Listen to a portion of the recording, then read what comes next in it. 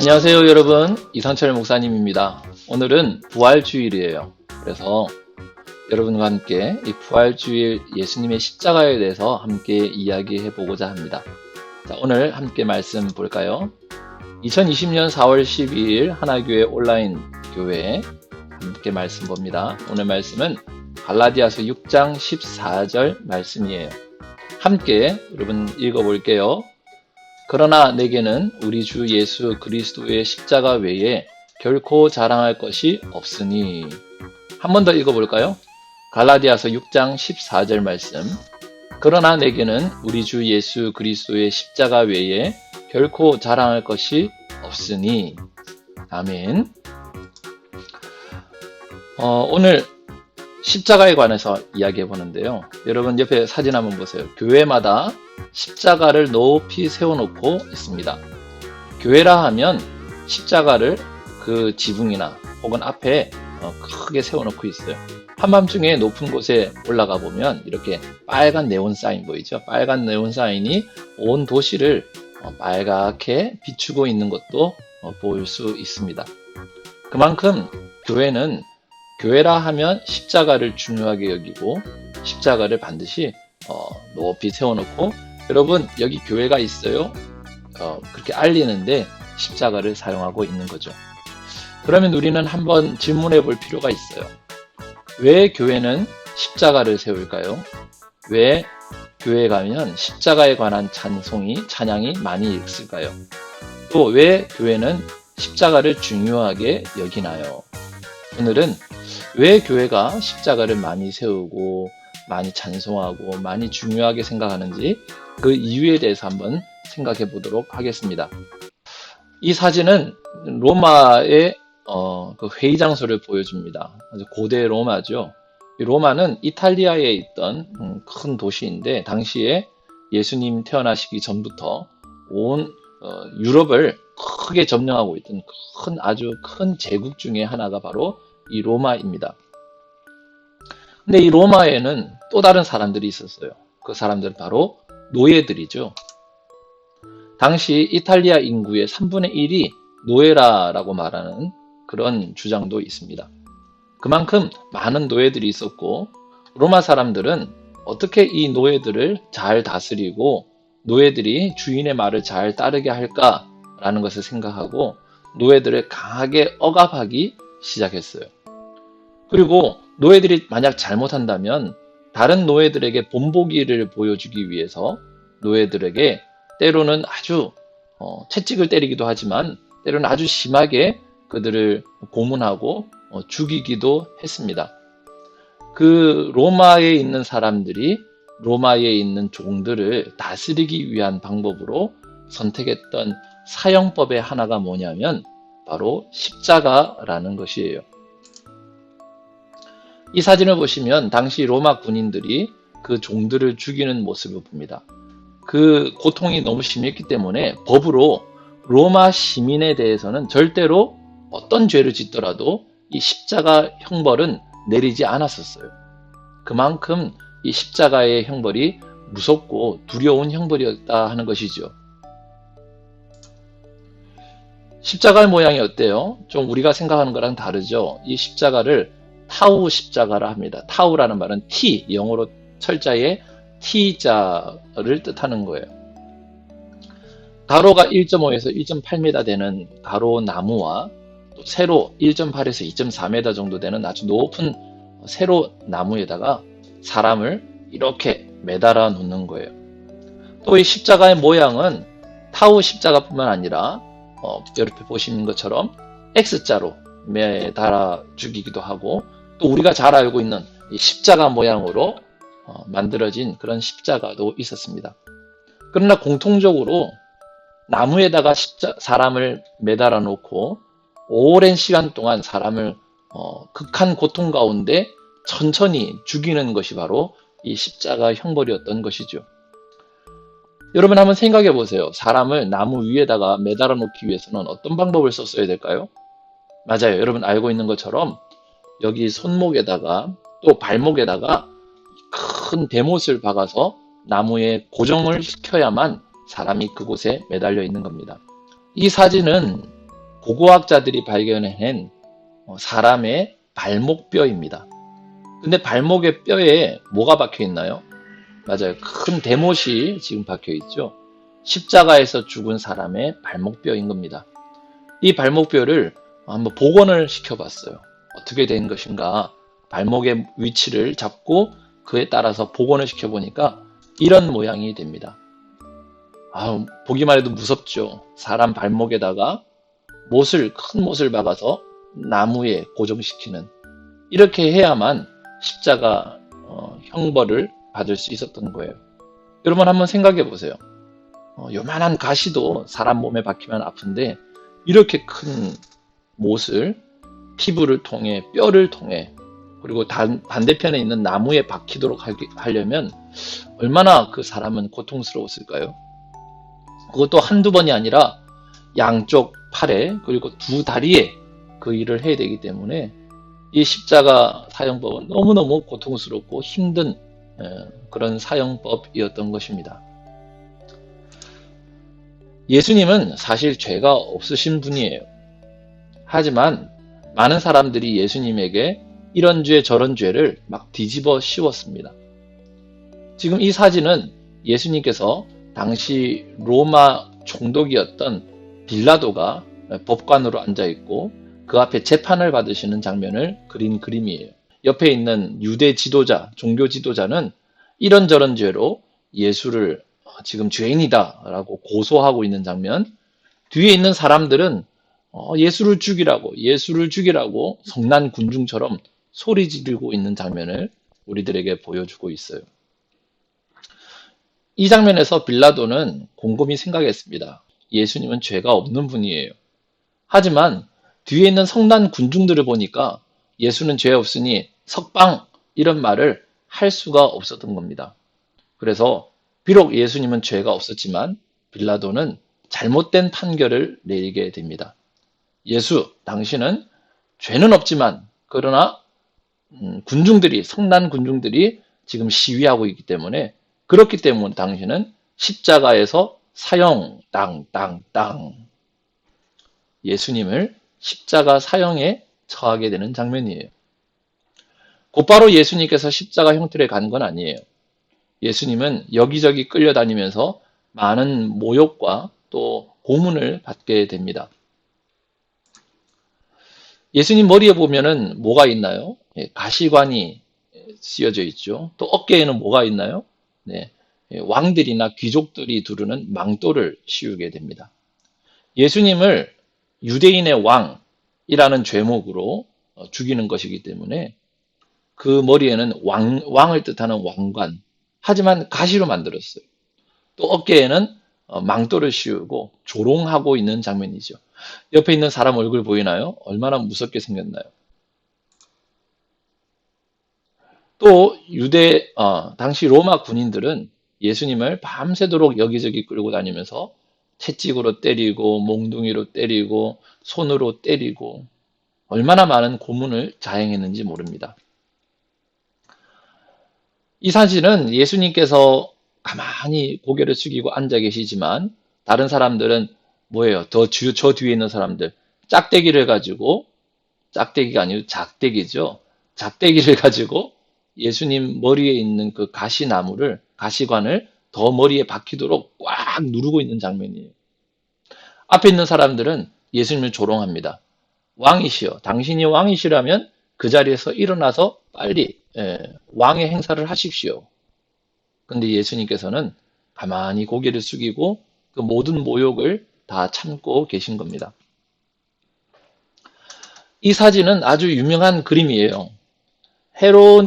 히에로니무스 보스라는 사람이 있습니다. 네덜란드 화가인데 네덜란드 사람이에요. 이 보스가 그린 십자가를 지고 가는 그리스도라는 그림인데 많은 사람들의 얼굴들을 그려놓고 있죠. 한번 자세히 살펴볼까요? 여기 있는 사람은 구레네 사람 시몬이라는 사람입니다.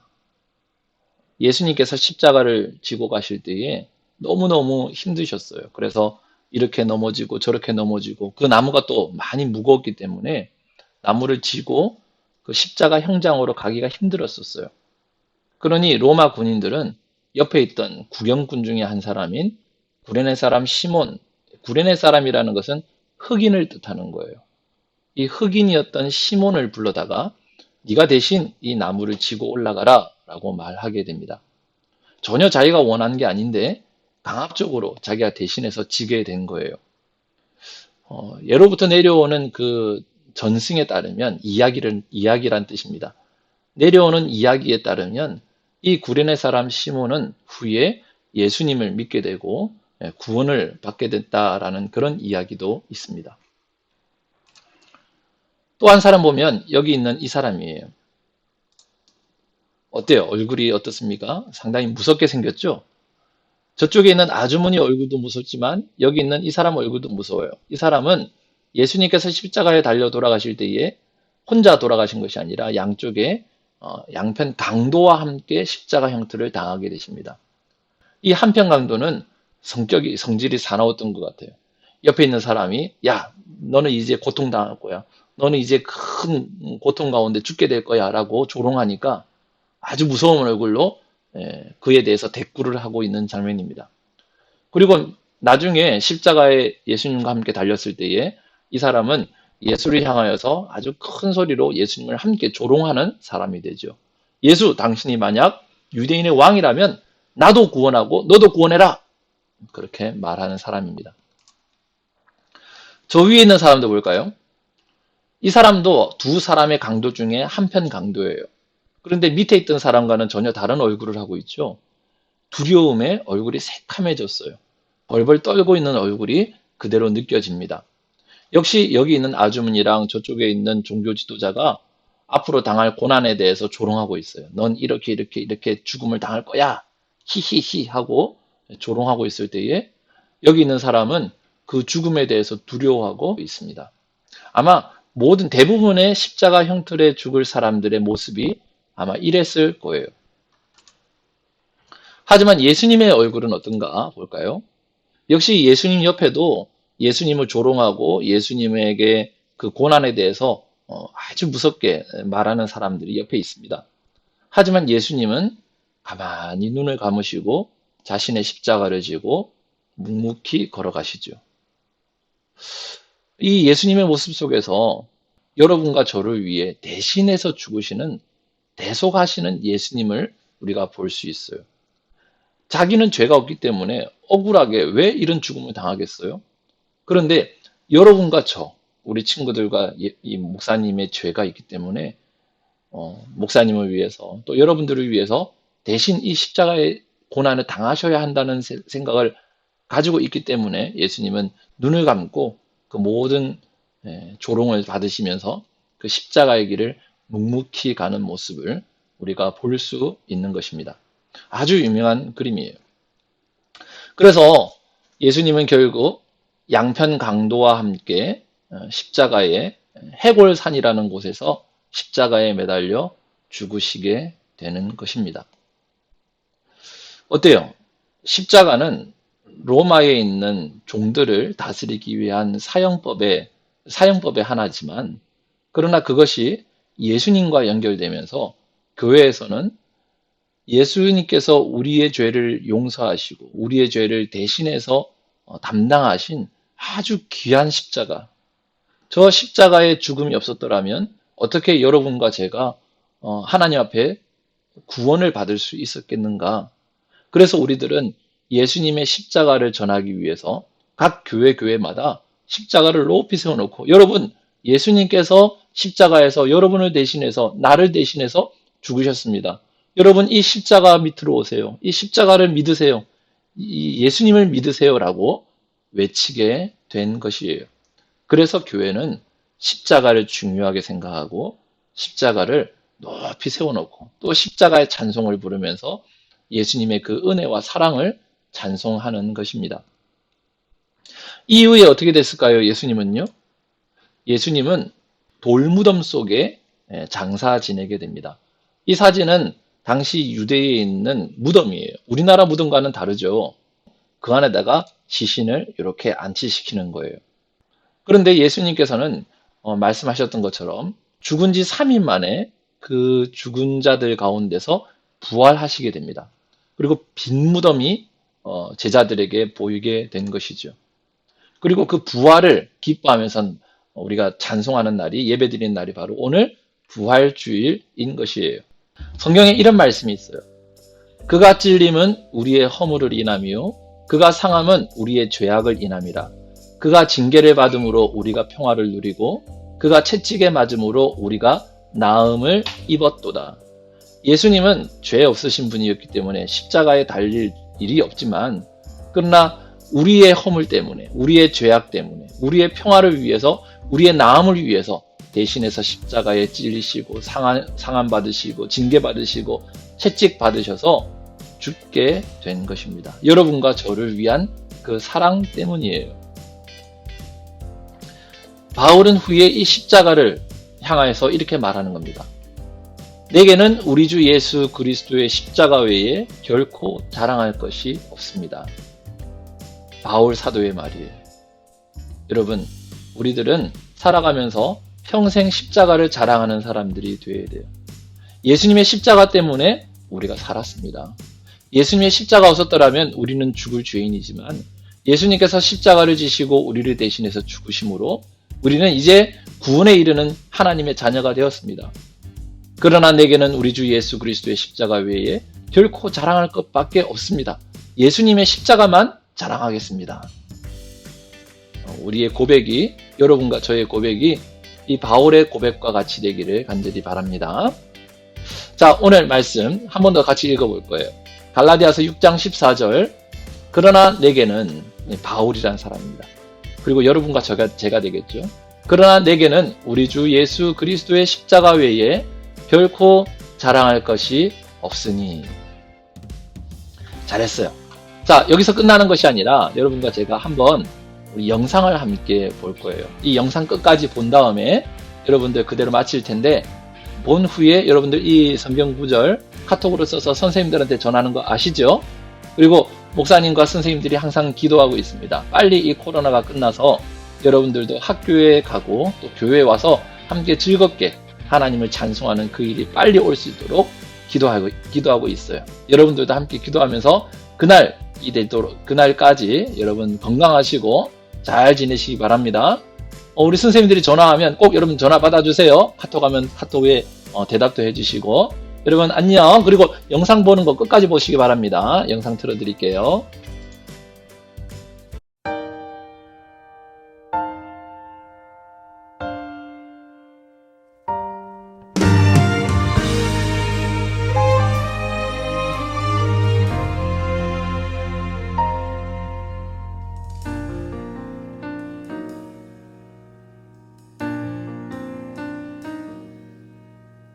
왜 십자가를 지셨나, 하늘 귀한 영광 버리고. 왜 십자가를 지셨나, 하나님의 아들임을 버리고. 왜 물과 빛 쏟으셨나, 아무 죄 없으신 어린 양. 왜 물과 피를 쏟았나, 저렇 멸시하는 나를 위해. 그저 사랑하기 때문에, 너무 사랑하기 때문에, 이토록 못난 날, 이토록 약한 날 위하여 십자가를 대가셨네.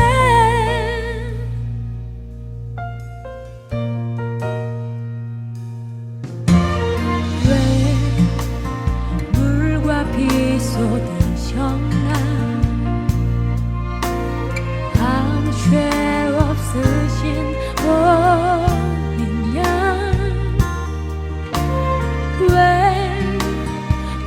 물과 피를 쏟아나 조롱 멸시하는 나를 위해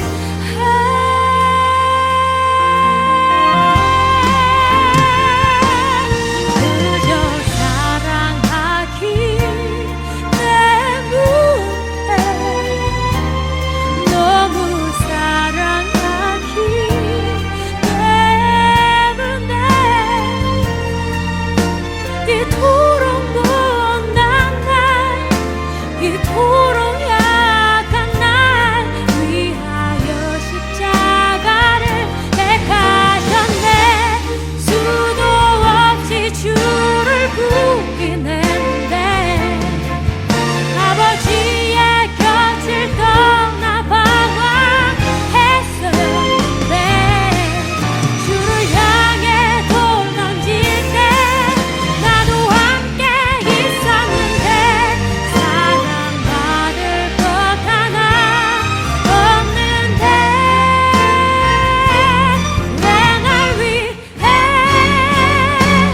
그저 사랑하기 때문에 너무 사랑하기 때문에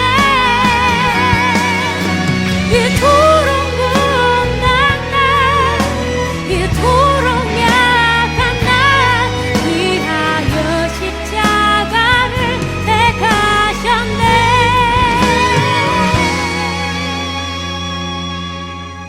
이토록 못난 날 이토록 약한 날 위하여 십자가를